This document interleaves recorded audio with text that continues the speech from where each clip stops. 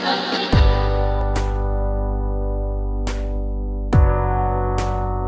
guys, the Bundy Dude here again. We got some more Battlefield 4 news for you guys, and this time it reveals new features such as a better netcode, customizable factions, and a no HUD option for Battlefield 4.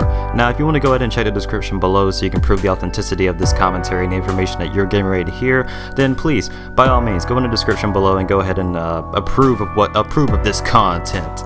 Just had to go ahead and give that little disclaimer right there. Now let's go ahead and carry on with the rest of the commentary.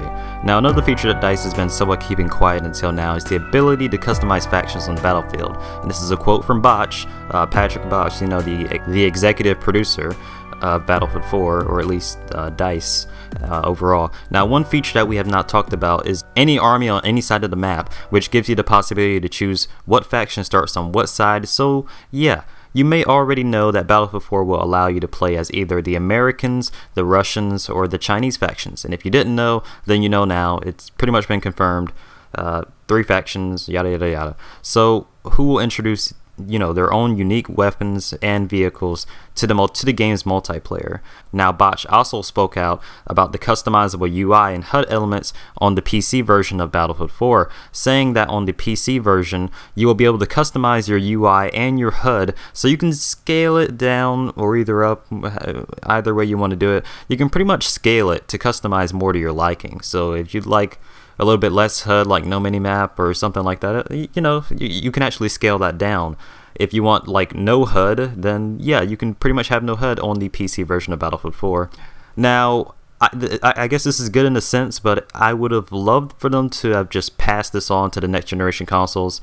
I probably wouldn't be able to understand why they couldn't do it on the current generation. It's just a simple slider, but yeah.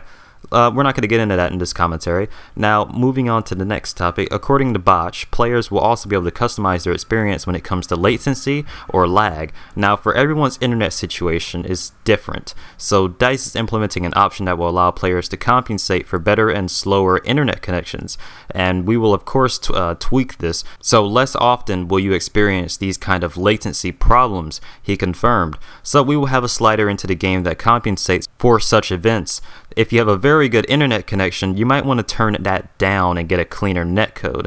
Now, Bach confirmed that there will be no day and night cycles in Battlefield 4, but that patching and updating will be a lot faster and more regular thanks to, you know, the brand new Frostbite 3 engine, which I don't know how that helps, but I'm not a game developer, I'm not a coder, so I'm definitely not going to give my 2 cents on that.